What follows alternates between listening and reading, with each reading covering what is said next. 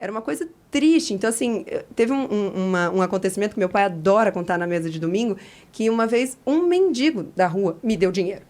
Eu estava no carro emprestado da minha avó, era um Palinho velho, ruim, não tinha nada, não tinha direção, não tinha nada. E eu estava no Palinho dela, tinha saído, era uma sexta-feira, um sábado, tinha saído para encontrar uma amiga e tal, e não tinha um puto na carteira, nada. E aí eu parei no semáforo e aqui em São Paulo eu tive que parar de fazer isso, mas lá em Rio Preto eu nunca tive, eu abri a janela, mesmo para dizer não tenho nada. E aí eu tô voltando para casa, frustrada e tal, à noite, e aí o cara parou, pediu uma grana, e eu abri a janela e falei, mestre, eu tô sem nada. Eu falei, eu queria tomar uma cerveja, hoje eu não tenho, então me desculpa, hoje eu não tenho nada. Ele olhou para mim e falou assim, você vai tomar uma cerveja hoje? Aí ele tirou do bolso 5 e me deu. Na hora, foi tudo muito rápido, eu peguei o dinheiro, o sinal abriu e eu saí. Mas na hora que eu saí, eu falei, caramba, eu peguei 5 dele, não, de voltar. E aí eu dei a volta para tentar achar ele e não achei ele. Mas o mais legal é que, muitos anos depois, eu acho que faz uns 2 anos isso, uma pessoa achou esse cara lá em Rio Preto. Ele mesmo. E filmou, ele falou, uma vez você deu R$5 pra Lara e tal, porque ele era um cara bem característico, assim, ele era meio poeta, meio artista, então todo mundo conhecia ele. E aí, ele todo maluco, beleza, falando, que bom que ela tomou uma cerveja aquele dia e tal. E, então, mesmo estando lá, mesmo fazendo faculdade, era uma ferrada, não tinha dinheiro pra nada e tal. Então, o objetivo era esse, era ficar rica. Terminei a faculdade pensando como que eu vou fazer dinheiro, sem nenhum tipo de apego com a profissão, que eu não tenho até hoje. Então, sempre foi uma coisa do tipo, eu estou nutricionista. Se amanhã a nutrição não der mais dinheiro, eu dou um outro jeito. E foi assim que, ao longo do tempo, as coisas começaram a acontecer. É interessante que é uma história que muitos vão se identificar, inclusive a gente também. Também sou filho de pais separados e percebo que a realidade de 2 famílias, que uma com condição, não milionária, mas com mais estabilidade, Estável. a outra sem nada.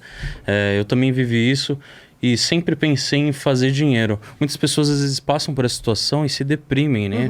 Acabam desistindo da vida.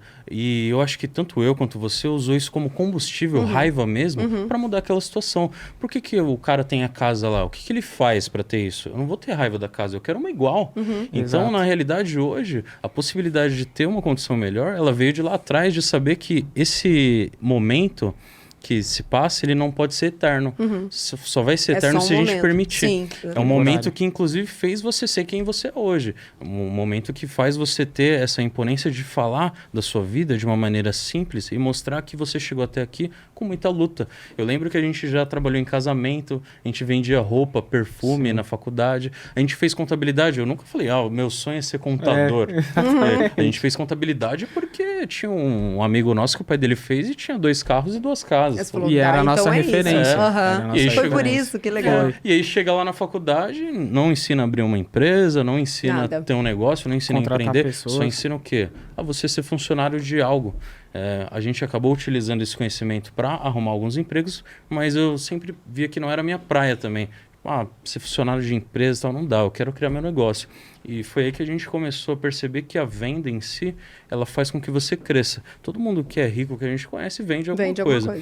De qualquer forma, tem que vender. Então, o mundo é movido assim, o capitalismo é assim. E a gente tem que saber que se o jogo funciona assim, a gente tem que buscar conhecimento para isso. Mas muito legal saber que seu padrasto já lia bastante, Então, né? agora tem uma coisa na tua, não sei se na faculdade de vocês, mas assim, que na minha, por ser área da saúde, ainda piora um pouco isso, que é, na minha, e nesse lance da área da saúde, tem mais um agravante sobre isso, que é você tá lá para ajudar uma outra pessoa.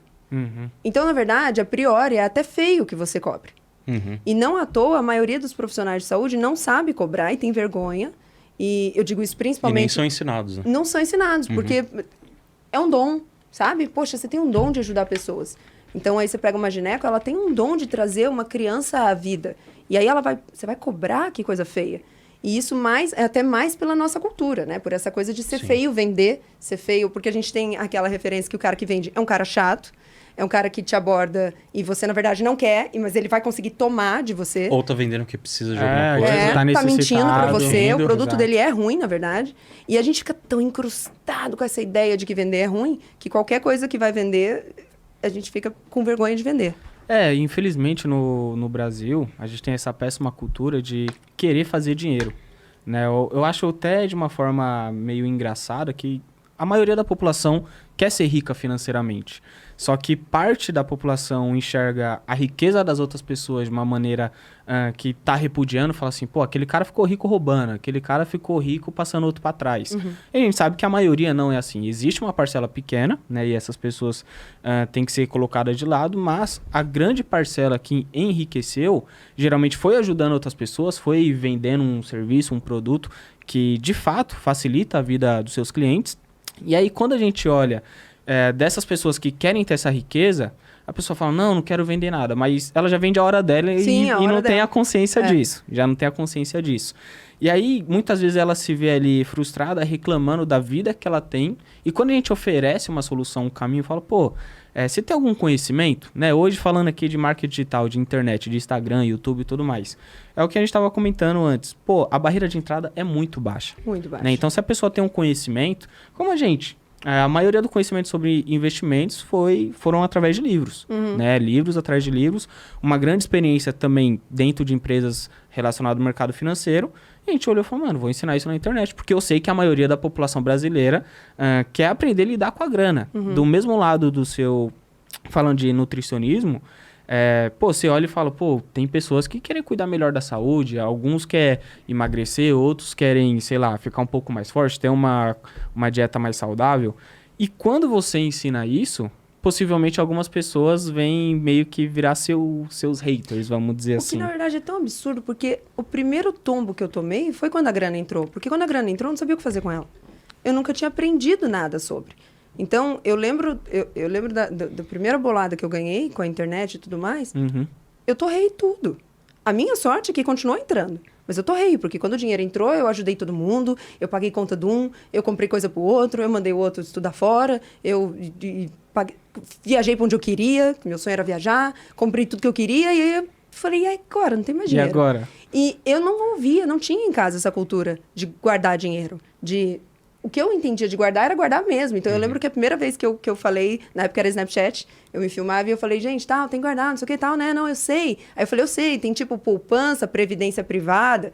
E aí uma menina mandou uma mensagem e falou assim, Lara, pra você falar poupança e previdência privada, você não sabe de nada. Pelo amor de Deus, estuda tipo assim, sobre exclui isso. Agora, tá exclui agora.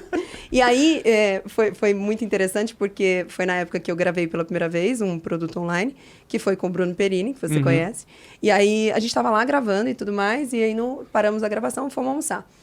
E eu já ganhava muito bem, já tinha entrado muita grana, e eles sabiam. Ele e a Malu, mulher dele, sabiam. Então, a gente sentou para almoçar, e a gente já estava mais íntimo, né, e tal, e aí eles falaram assim, Lara, ele falou, eu e a esposa aqui, a gente tem uma aposta entre nós aqui, a gente quer saber quem ganhou. Que é o seguinte, a gente tem aqui um número de quanto você tem guardado, quanto você tem de patrimônio investido. A gente vai falar para você o número, você fala quem chegou mais perto. Eu falei, tá bom.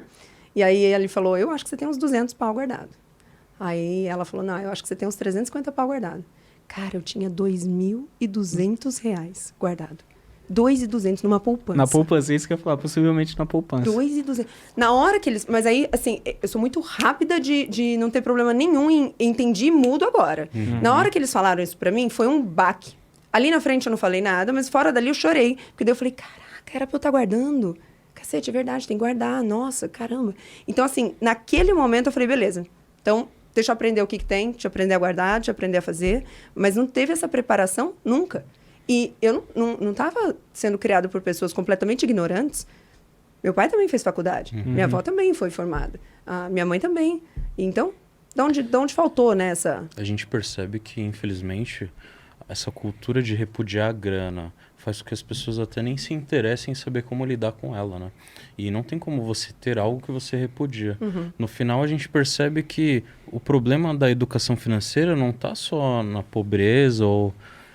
Tá em todos. Gente que tem dinheiro, gente que não tem, não sabe o que fazer com a grana. E não sabe nem o que é o quê, né? Não sabe nem o que Porque daí, sabe. quando eu comecei a ganhar um dinheirinho, o banco viu. Aí o banco falou o quê? Crédito pra você. Eu olhei o crédito e falei, é um dinheiro que eu tenho. Tem mais dinheiro. Tem mais Exatamente. dinheiro. Exatamente. E aí eu usava o cartão de crédito como parte da receita. Então, se eu ganhava, sei lá, R$5.000 e o cartão era de 3,5, eu pensava, ganho 8,5. Não, então, é complicado isso porque, assim, se hoje a gente tem um dado mais recente, diz que 70% da população brasileira está endividada. E nós batemos agora, né, um número histórico de 3 milhões de brasileiros, né, CPFs, na Bolsa de Valores.